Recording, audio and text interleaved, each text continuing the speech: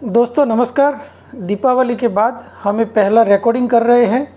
हम दीपावली में हमारे गांव गए थे तो आपने वो वीडियो ज़रूर देखा होगा जिसमें हमने एक गौशाला का भी वीडियो रिकॉर्डिंग किया था। हमारे गांव के सरपंच के बारे में भी बताया था और गांव ने अभी तक क्या विकास किया वो भी हमने बताया था। कल मैं कुछ वीडियो देख रहा था जिसमें विदेश के कई लोग भारत देश में आते हैं। जैसे हम विदेश यात्रा करते वैसे वो भारत यात्रा करते हैं। तो उन्होंने भारत देश के बारे में कई ऐसी बातें बताई है जो मुझे सुनकर बहुत खुशी हुई। उसमें मैं आपको एक व्यक्ति का जिक्र करना चाहता हूं जिसके वीडियो मैंने कल देखे, शायद आपने नाम भी सुना होगा। उसका नाम है कैरोलिना गोस्वामी। कैरोलिना गोस्वामी ऐसे तो पोलैंड की वतनी है, उसका जन्म वहाँ पे हुआ था, लेकिन उसने शादी की हमारे भारतवासी से और सरनेम गोस्वामी उसने अपने हस्बैंड की सरनेम ली है। अब कैरोलिना ने क्या किया है, जैसे हमारे देश के व्यक्ति से शादी की तो शादी करने से पहले उसने अपने माता पिता से बताया कि मुझे इनके साथ शादी करनी है। उसके माता पिता ओपन माइंडेड थे तो उन्होंने खुशी खुशी रजा दे दी क्योंकि वो उनकी लड़की को जानते थे, उसकी विचारधारा से वो परिचित थे। लेकिन वहाँ के जो चर्च के जो लोग होते हैं जो शादी कराने का काम करते, बिशप वगैरह कुछ बोलते हैं, उन्होंने मना कर दिया। उन्होंने बोला अगर इससे शादी करनी है तो पहले उसका धर्म परिवर्तन करवाओ। इसके बाद आगे बोला कि अगर इसका जो बच्चा आएगा वो भी क्रिश्चियन ही बनेगा, इसका गारंटी दो राइटिंग में, तभी हम इसकी शादी तुम्हारे साथ करवाएंगे। तो उसने वो मना कर दिया कि भाई अभी मेरी शादी नहीं, उससे पहले मेरे बच्चे को भी आप क्रिश्चियन बनाने के लिए बोलते हो, क्या ये मानसिकता है आपकी? ऐसा करके उसने छोड़ दिया। वहाँ पे उसने सिंपल वे में शादी कर ली और भारत देश में आके उसने शादी की। उसने जो एक्सपीरियंस शेयर किया है वो ज़बरदस्त है। उसने बोला कि भारत देश में मैं गई, भारत में जो भी लोग थे, जैसे मेरे परिवार वाले थे पोलैंड में वैसे ही भारत में थे, उन्होंने मेरा बहुत अच्छी तरीके से स्वागत किया। किसी ने मेरे धर्म के बारे में नहीं पूछा, किसी ने ये नहीं पूछा कि शादी के बाद तुम कौन सा धर्म रखोगी, नाम बदलोगी नहीं बदलोगी, कुछ भी नहीं किया। उन्होंने जो प्यार से मुझे स्वीकार किया, इससे मुझे भारतीय संस्कृति में इंटरेस्ट जागृत हुआ। कैरोलिना ने बहुत बढ़िया चैनल बनाई है, मैं उसका डिस्क्रिप्शन में लिंक डाल दूंगा, वो चैनल में जाके आपको वीडियो देखने चाहिए। अभी कैरोलिना ने दीपावली भी मनाई, करवा चौथ का व्रत भी किया, सारे भारतीय त्यौहार वो मना रही। हम लोग भी मनाते हैं, वो भी मनाती है, लेकिन भारतीय लोगों में और उसमें क्या अंतर है वो हर रीति रिवाज के पीछे डीप में जाके उसका स्टडी कर देगी। रिवाज कहाँ से आया, इसमें अच्छाई क्या है, इसमें बुराई क्या है। और उसने पूरी दुनिया को जागरूक करने के लिए, खास करके उसने पोलैंड और इंडिया दोनों देश के लोगों को जागरूक करने के लिए बहुत ही बढ़िया वीडियो चैनल बनाई है। उसने क्या किया है कि भारत देश की संस्कृति का पूरा अभ्यास किया है, घूम घूम के हर जगह पे गई। उसने देखा कि भारत में सारे लोग उसके धर्म को नहीं देखते। भारतीय संस्कृति क्या बोलती है, जो भी धर्म है वो भगवान तक पहुंचने के लिए या तो ईश्वर या परम तत्व तक पहुंचने के अलग अलग रास्ते हैं, लेकिन बाकी जगह पे उसको ऐसा नहीं दिखाई दिया। तो उसने भारतीय संस्कृति में क्या क्या अच्छाइयाँ हैं उसके बारे में बहुत बढ़िया तरीके से अपने देश में जाके बताना शुरू किया। वो अभी स्कूल में जाती है और हर जगह पे जाके उनको जागरूक करती है। पोलैंड और भारत के साथ क्या रिश्ते थे उसके बारे में भी उसने स्टडी किया। जब दूसरा वर्ल्ड वॉर हुआ तभी 1000 से ज़्यादा बच्चों को हमारे देश के महाराजा ने, जो अनाथ हो चुके थे उनको हमारे देश के महाराजा ने गोद लिया, सारे बच्चों को पढ़ाया लिखाया, किसी का उन्होंने धर्म परिवर्तन नहीं कराया। जब उसने जाके ये बात पोलैंड में लोगों को बताई तो लोगों को पता ही नहीं था, ये इतिहास है लेकिन किसी को पता नहीं था। तो उसने लोगों को दस्तावेज के साथ बताया कि भारत की संस्कृति कैसी है, भारत देश कैसा है। एक बहुत ही बढ़िया वीडियो मैंने जो देखा उसका मैं आपको जिक्र करना चाहूँगा। वो वीडियो की लिंक भी मैं डिस्क्रिप्शन में डालने वाला हूँ, आप उसको ज़रूर देखना। उसने बोला भारत में सारी चीज़ें बहुत अच्छी है, लेकिन एक चीज़ जो उसको इतनी अच्छी नहीं लगी वो है स्वच्छता का अभाव। भारत देश में ज़्यादातर टॉयलेट गंदे होते हैं। उसने सवाल किया कि टॉयलेट का इस्तेमाल करूं मैं और साफ़ करे कोई और, क्या ये विचारधारा है? दोस्तों ये सोचने वाली बात है, क्योंकि अब कैरोलिना सिर्फ पोलैंड की नहीं है, वो हमारे देश की बहू है। भारत देश उसका ससुराल है, पोलैंड उसका मायका है। और जो भी लड़की एक बार ससुराल आती है, ससुराल के अंदर भी कोई भी गलत चीज़ है तो वो तुरंत बताएगी और अच्छी चीज़ भी बताएगी।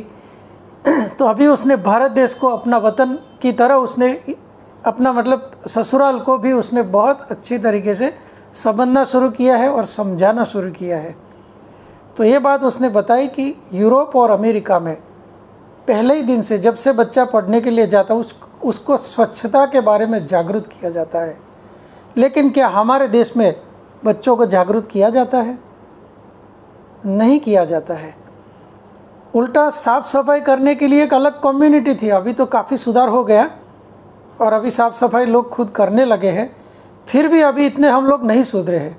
मैं मेरी बात करूं तो कभी भी मेरे घर में कोई भी चीज़ हम इस्तेमाल करते हैं, जैसे टॉयलेट इस्तेमाल करते हैं, तो उसको क्लीन रखने का काम मैं खुद करता हूं।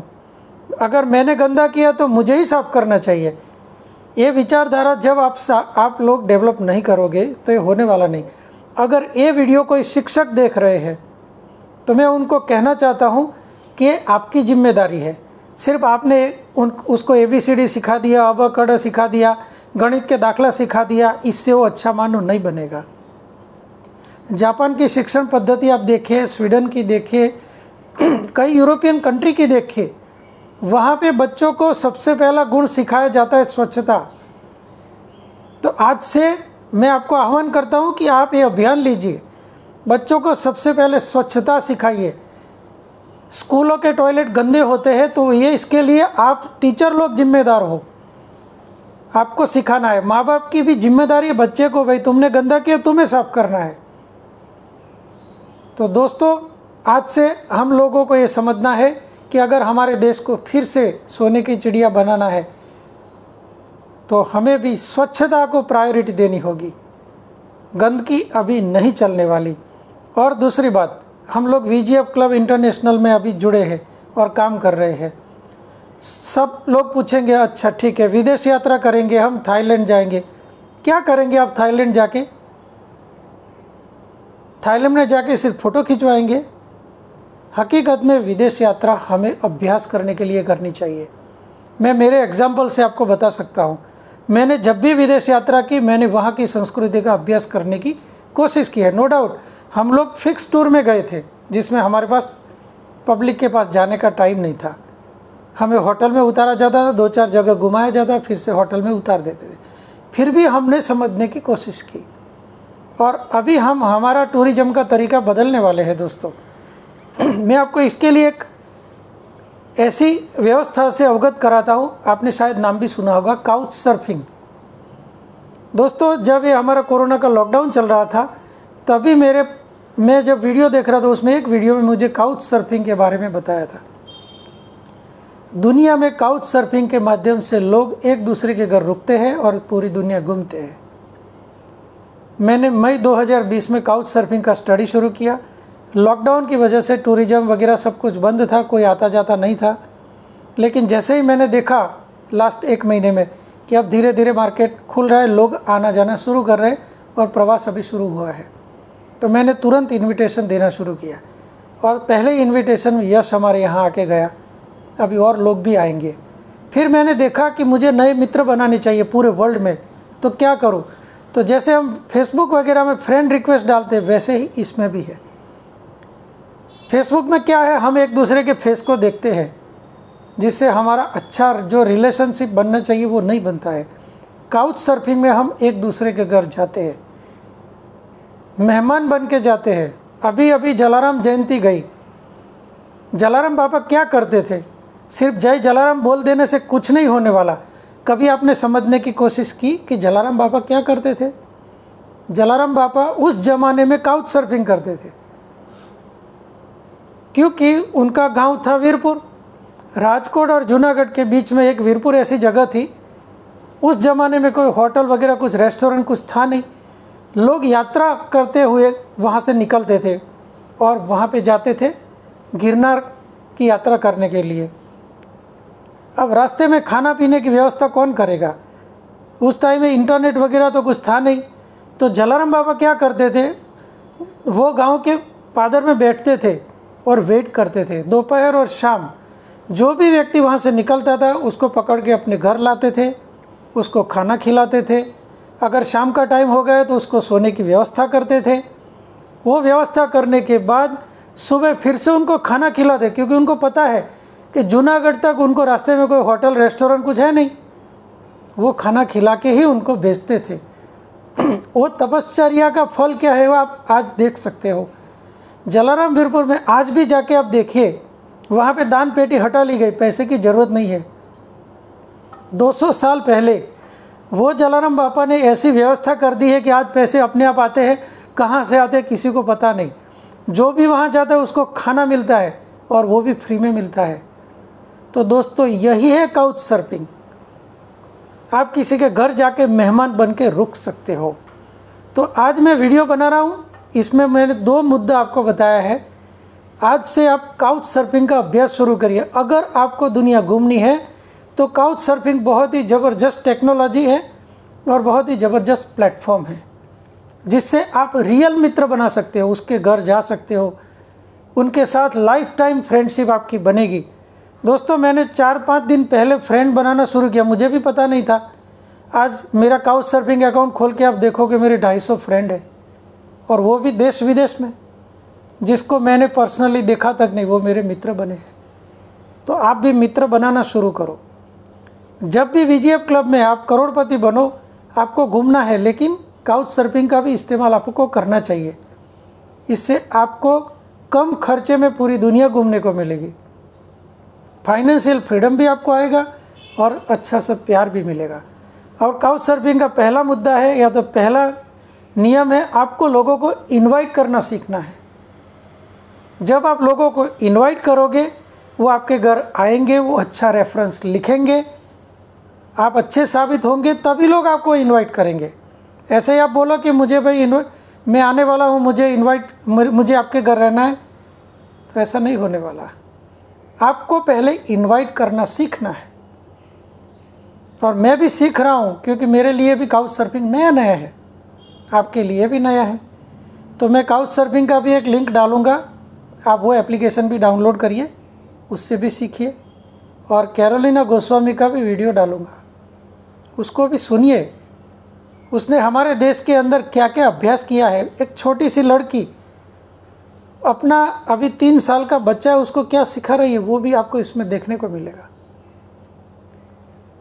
उसने पोलैंड वालों को भी समझाया और पूरे विदेशियों को भी समझाया कि जब भारत में आओ तो भारत की संस्कृति के मुताबिक आपको रहना सीखना चाहिए। आप व्यक्ति स्वातंत्र और वाणी स्वतंत्र आपके देश में ठीक है, आप वहाँ पे नंगे घूम सकते हो, लेकिन जब भारत देश में आते हो तो आपको भारतीयों का सम्मान करना सीखना चाहिए। भारत की संस्कृति में ये नंगे घूमना है नहीं, आपको अच्छे कपड़े पहन के घूमना चाहिए। टूरिज्म का विकास, जब आप टूरिज्म करने आते हो तो भारत में क्यों आते हो? भारत में आपको संस्कृति सीखने आना है। कैरोलिना ने बहुत चीज़ें बताई, आप उसके वीडियो में देखना। उसके देश में भी आज से 100, 150, 200 साल पहले भी संस्कृत सिखाया जाता था। सोचो आप, ये लड़की ने क्या क्या रिसर्च किया है। वो देश के अंदर हमारे देश के लोगों को कितना अच्छा मान दिया जाता था, आज उसने स्कूल में जा के बच्चों को सिखा रही है। भारतीय संस्कृति में नमस्ते कैसे बोलते वो सिखा रही है। अब क्यूरियोसिटी क्रिएट हो रही है, अब लोगों को भारतीय संस्कृति देखने की इच्छा क्रिएट हो रही है।